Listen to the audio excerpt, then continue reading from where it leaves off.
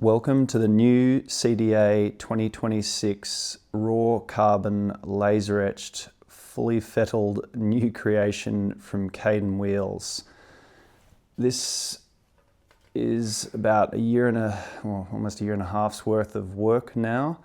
You've probably seen some of the sneak peeks and the wind tunnel testing last month with Jesse and Chris from the Nero show. We're going to run through all the differences, how they're made, what's changed, what they cost. Good news, it's not too much more than the existing wheels. Hubs, spoke pattern, you name it, we'll show it. We'll do probably a deeper dive later on as well, but just want to answer some questions for everyone who's been asking about it, because I haven't been able to do all the website changes yet. My coder's a great guy, but he's been a bit caught out, and it's probably easier I just do a video and show you. Here's the beautiful little rear hub. Here you can see it's a 21 hole, 2:1 ratio hub. Very similar design to my previous hubs. Just some slight improvements in the flange placement. The weight, it's obviously a ratchet system hub, you can see in here. Just like the previous DT twin spring ratchet system, which for me is a much more stable, durable system. This is the front hub here.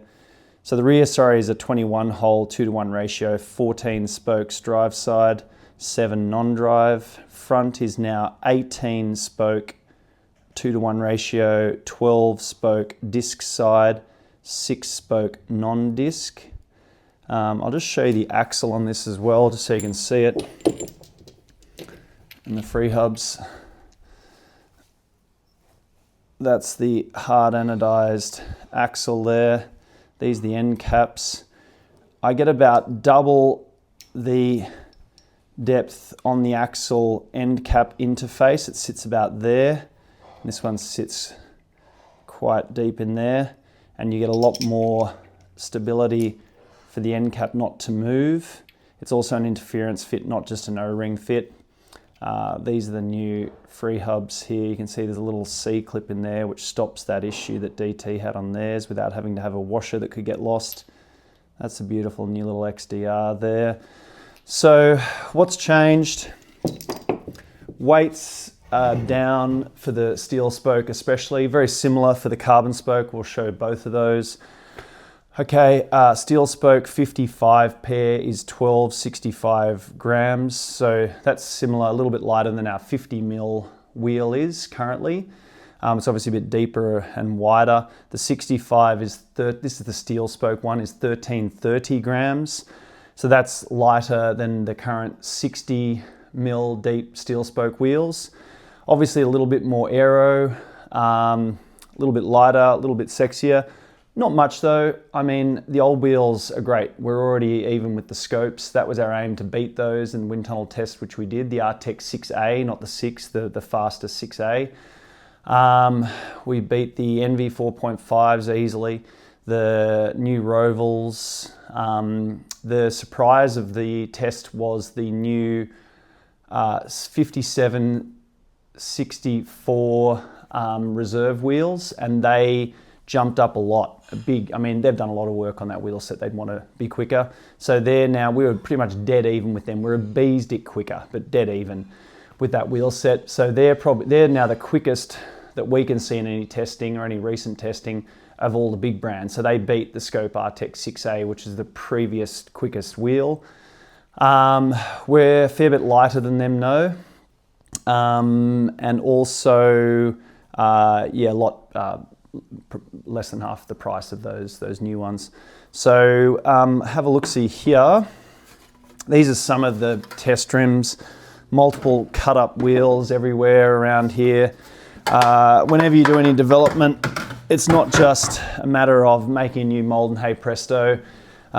We've done 2 revisions of the mold itself just to get the cut exactly right. This is one of the wheels here. You can see the logo is quite subtle. This one's been built, and you'll see it's a little bit lighter than that last one you're looking at. Less defined, should I say, because it's got a little bit of grease and hand. You can clean them up a little bit, but I quite like them like this, and this is how you'll generally have them on your bike, a bit more subtle. You can actually just put simply some boot polish with a rag on the logo if you wanted to stealth it up a bit more, which is an option. The logos are laser etched. They are not, where's an old wheel here? You can see here, that's a water slide logo under a gel coat. You can see here, this is a brand new rim out of a box. This is a bit more defined than it would be when you get it. They go a bit more stealth after the build process. A lot of hand oil off your hands and the spokes, etc. while you're building them. But you can get a good gauge of the wheel and how it looks there. These are not, this is laser etched into raw carbon. This rim is raw, straight out of the mold with no finishing. So it's not perfect. I'm not sure if you can see here. You see a slight little bit of carbon variation there. These are very hard to make. This is not easy, this process, to do a raw rim out of the mold and have it look good.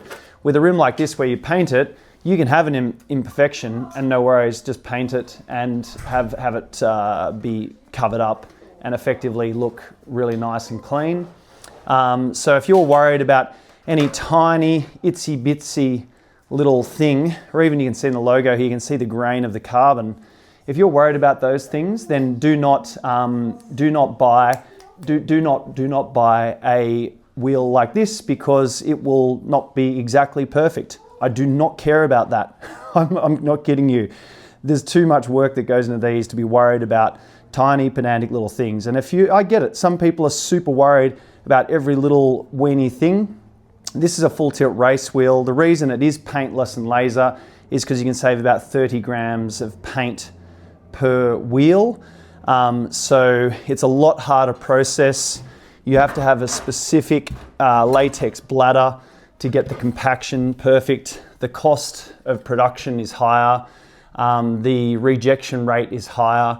It's harder to make, but it is a beautiful creation. It is quicker, it is lighter. The strength is no different. If anything, with the way the bladder's done, and probably a little bit stronger, because there's no paint, you're saving most of the weight there. So we're not skimping on carbon like a lot of companies do to get their rims super light. We've just worked every possible angle that we can to save weight, down to the hubs, the spokes, etc. And then you end up with a wheel that's still durable and usable and serviceable, but doesn't have all the issues. We do have a carbon spoke version of the wheels here. That's a front, what's that? That's the 65. You can see the nipple here is a partially hidden nipple.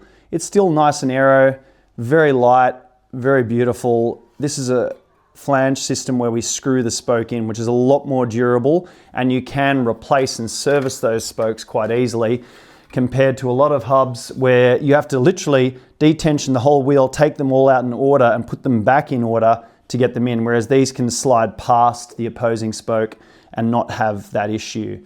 So yes, both wheels, the new 55 and 65, they're the two new molds in this. I have another 4 time trial molds, which we'll speak about later. Have the carbon spoke and the steel spoke version. They're about $100 each on top of the existing price. You'll see that on the website soon. That's per wheel, so $200 per pair. Difference in pricing. But as I said before, the old wheels are awesome. There's not a huge amount of difference, where you get into diminishing returns a little bit when you're getting to this level that we're at now. But yes, they are better on every level, but only a little bit. So we're not saying this is a groundbreaking wheel. We were dead even with the top testing wheel on the planet currently, which is pretty cool. I would have loved to have beaten them. I thought I would have. I didn't. Beat the scope. That was the target, so we achieved that target. But there's always things to learn and always ways to check it out. This is a new 105 deep wheel here. that's just one of the time trial wheels. So we'll do another video showing this thing was super quick. A pair of these wasn't far off the double disc setup. So we had the reserve double disc, Wout van Aert's double disc front, and these surprisingly weren't a fair way off them, which is pretty awesome. But yes, that's a big wheel. You don't want to go out on too crazy a windy day with those things. But yeah, I hope that gives you a good insight into the new wheels. And yeah, as I said, the logo there, you can see if you don't like any of that stuff, you can put a bit of boot polish on it to have it a bit more stealthy. But yeah, if you want that perfect finish, then you probably want to go for my old wheels, which are fully finished with paint. So the new ones are raw out of the mold. I want to stress that, because if you tell me you've found some tiny little blemish on there, I'm sorry, I've warned you about it. I'm not being a hard ass, it's just reality. Those things are hard to make. And the factory that does it is awesome. There's not many factories on the planet that can do a raw wheel out of a mold and have it look like that. And they are much higher level. I've seen other raw carbon and it is pretty average. These are super high level, so you're not going to have any major issues. It's just you can see the carbon weave. When you can see carbon weave, it slightly moves and it'll look like, to your eye, it'll look like it's almost protruding or moving somewhere, and only tiny bits of it. But it's not. You run a ruler or your finger across it, it's dead flat. It's just you can physically see some of the weave. If you saw your frame, for example, with no paint on it, you'd be horrified.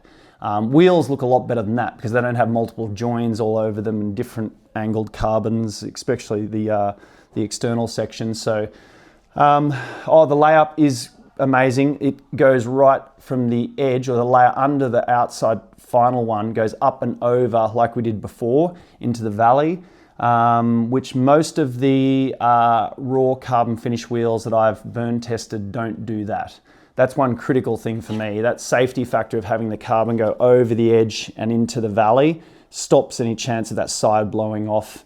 And it's a big impact resistance improvement and just general durability. So yeah, we'll have the new pricing on the website very soon, but that's what it is. Yeah, look out for them.